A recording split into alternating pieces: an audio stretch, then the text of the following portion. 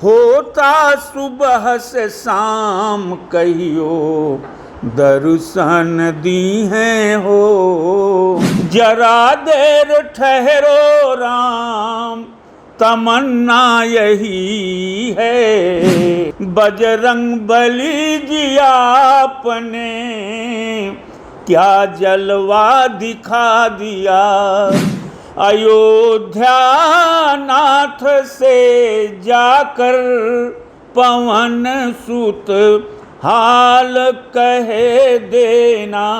अरे लंका वालों दशानन से कह दो हनुमान लंका जला के चला है।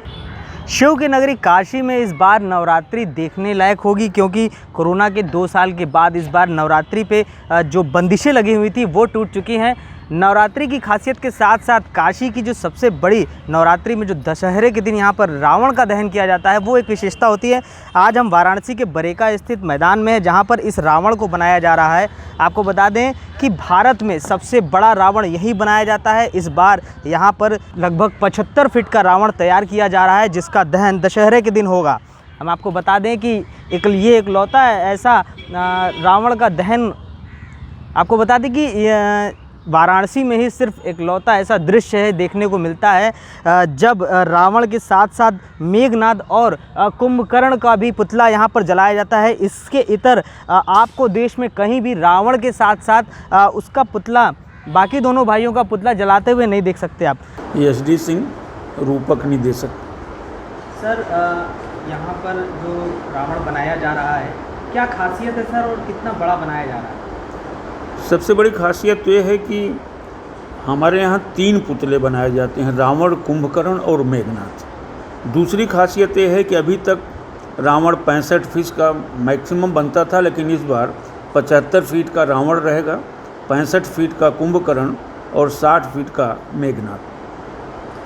सर क्या इतना बड़ा रावण जो है और कहीं भी बनाया जाता है या यहाँ पर सबसे बड़ा बनाते हैं? नहीं, जहाँ तक हमारा अपना व्यक्तिगत अनुभव है पूरे भारतवर्ष भर में 3 पुतले तो कहीं नहीं बनाए जाते तो मैं गारंटी के साथ कह सकता हूँ। लेकिन एक पुतला भी रावण का जहाँ जहाँ बनता है 75 फीट का, आज तक मैं न कहीं देखा हूँ न सुना हूँ। सर एक और प्रश्न है कि सुना है कि यहाँ जो रावण बनाया जाता है उसमें मुस्लिम जो है लोग भाग लेते हैं, वही बनाते हैं इसको। हाँ, आपने एकदम सत्य सुना है। लेकिन आपके इस प्रश्न के साथ उसका जवाब तो मैं दूंगा ही। 2 चीज़ें और मैं बता दूं मुस्लिम के ही बारे में। बताएं। ये तीसरी पीढ़ी है जो रावण का पुतला मुस्लिम का हमारे यहाँ बना रही है। दूसरा सबसे बड़ी कि रावण के पुतले को मुस्लिम बनाते हैं ये तो सत्य है। हमारी जो रामलीला की कमेटी है उसके भी जो सचिव रामलीला हैं वो भी मुसलमान हैं, श्री AH खान। तीसरी चीज़ कि आप जो रूपक देखेंगे यहाँ उसमें भी 2-3 कलाकार ऐसे हैं जो मुस्लिम हैं, तो हम सबको साथ में लेकर चलते हैं। 2 साल 10 सिर लगे हुए थे, लेकिन इस बार भी लग रहे हैं और ये अलग रूप में लग रहे हैं। इसके पहले जो 10 सिर बनते थे इस प्रकार से नहीं बनते थे जिस प्रकार से कि इस बार बन रहे हैं।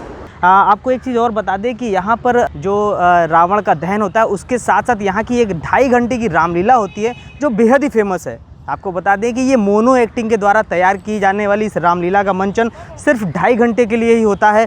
और ये वो ग्राउंड है जहाँ पर लगभग 60 से ज़्यादा बच्चे इस रामलीला के मंचन में भाग लेते हैं और उसके बाद उस रामलीला का समापन सिर्फ 2.5 घंटे में किया जाता है। सर यहाँ पर जो रामलीला होती है क्या खास है यहाँ की रामलीला? देखिए, पहले तो आपको मैं सही कर दूं, जो दशहरे के दिन 2.5 घंटे का प्रोग्राम स्टेडियम पर होता है वो रामलीला नहीं है, बल्कि उसका नाम है रूपक, रामचरितमानस पर आधारित रूपक। और ये रूपक मात्र 2.5 घंटे का होता है और 2.5 घंटे में राम वन गमन से रावण वध तक की सभी लीलाएं दिखाई जाती हैं। और मैं इसके पहले भी बता चुका हूं कि सबसे बड़ी खासियत इस रूपक की है कि पूरे विश्व में मोनो एक्टिंग राम रूपक अन्यत्र कहीं भी नहीं होता है। दूसरी इसकी सबसे बड़ी खासियत है कि इसमें 48 लड़के और लगभग 14 या 15 लड़कियां होती हैं। स्त्री पात्र जितने हैं सब स्त्रियां करती हैं, पुरुष पात्र पुरुष करते हैं। और ये सब बरेका कैंपस और आसपास के बच्चों और बच्चियों के द्वारा किया जाता है। सर ये अभी आपने बताया कि मोनो एक्टिंग, तो ये क्या होता है? मोनो एक्टिंग का मतलब ये होता है कि स्टेज पर से जिसका जो पात्र का रोल बोला जाता है और उसी एक एक शब्द पर बच्चे ग्राउंड पर एक्टिंग करते हैं। मतलब है कि आप जो रामलीला अन्यत्र कहीं देखते हैं वो पात्र स्वयं बोलते हैं, स्वयं एक्टिंग करते हैं। हमारे यहाँ ऐसा नहीं है। मूक संवाद मतलब कि बोलता कोई और है, एक्टिंग केवल बच्चे करते हैं और एक एक शब्द पर उनकी एक्टिंग होती है। सर काशी की रामलीला, रामनगर की रामलीला काफ़ी प्रसिद्ध है, तो यहाँ की रामलीला और वहाँ की रामलीला में कुछ खास अंतर है?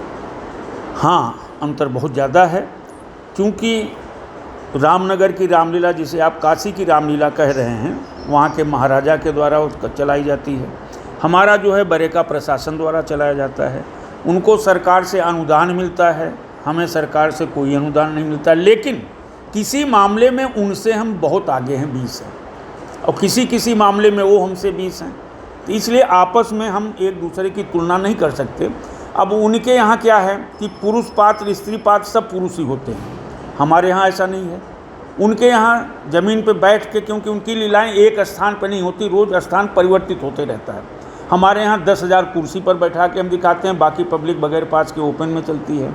उनके यहाँ बोल के होता है, हमारे यहाँ मूक संवाद होता है। उनके यहाँ 1 महीने तक पूरी रामलीला चलती है, हमारे यहाँ 2.5 घंटे में ही राम वनगमन से रावण वध की लीला ख़त्म करते हैं। तो अपने स्थान पर वो भी अच्छे हैं और अपने स्थान पर मैं भी अच्छा हूँ। किसी की तुलना करना ये राम के प्रति अन्याय होगा। सर आपने कुछ गानों का जिक्र किया था जी, जो आपके रूपक के अंतराल पे बजाए जाते हैं, उनका जिक्र सर कहाँ कहाँ है, कुछ बताएं उसके बारे में। बिल्कुल।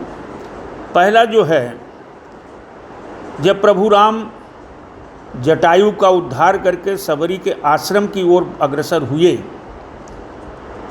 तो सबरी को अपने मतंग ऋषि द्वारा दिए हुए आशीर्वचन याद आए, क्योंकि मतंग ऋषि बताए थे कि एक न एक दिन प्रभु राम आपकी कुटिया में अवश्य आएंगे। तो चूंकि राम को उस स्थान से और सबरी के कुटी तक पहुंचने में समय होता है, कुछ समय लग जाता है, और उस समय स्टेज हमारा जो है बिल्कुल सुनसान हो जाता है।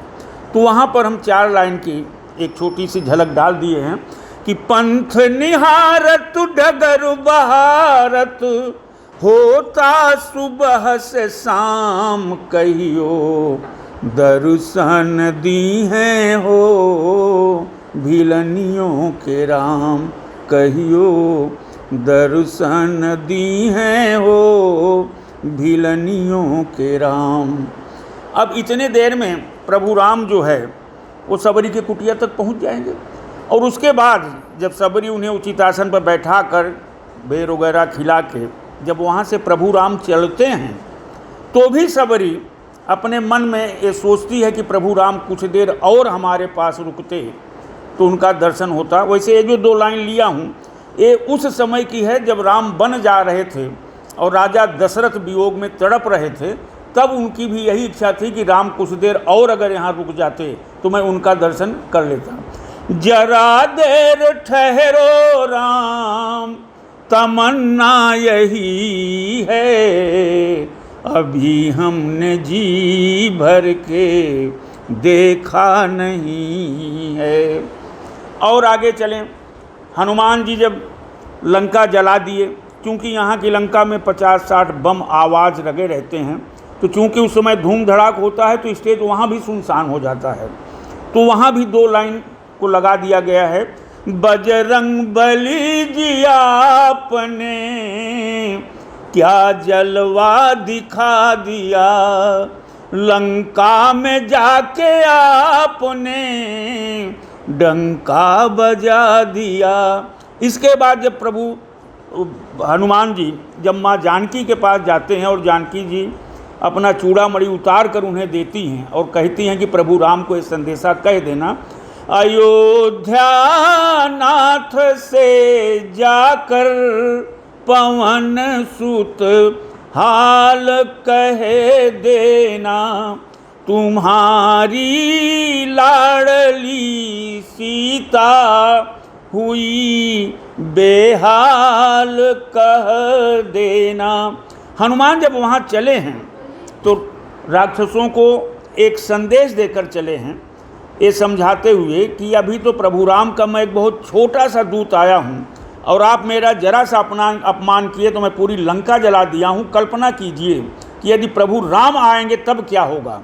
अरे लंका वालों दशानन से कह दो, अरे लंका वालों दशानन से कह दो, हनुमान लंका जला के चला है।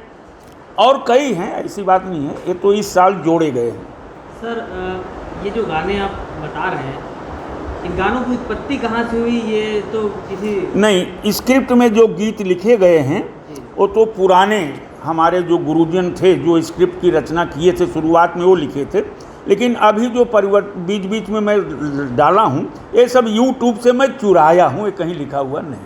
वैसे तो काशी के रामनगर में भी रामलीला काफ़ी प्रसिद्ध है, मगर यहाँ पर होने वाली रामलीला अपने आप में ही एक अद्वितीय छवि रखती है, क्योंकि 2.5 घंटे में रामलीला का मंचन काशी के अलावा दुनिया में और कहीं नहीं होता। वाराणसी से विकास श्रीवास्तव, न्यूज़ बकेट। पेश है न्यूज बकेट हिंदी मासिक पत्रिका। पढ़ें इस महीने की पूरी खबर विस्तार से हमारे न्यूज बकेट की मैगजीन में। हमारी ई मैगजीन को मुफ्त में पढ़ने के लिए अभी लॉगिन करें www.newsbucket.in पर। इसके अलावा रोज की ताज़ा खबरों के लिए हमारे YouTube चैनल को तुरंत सब्सक्राइब करें।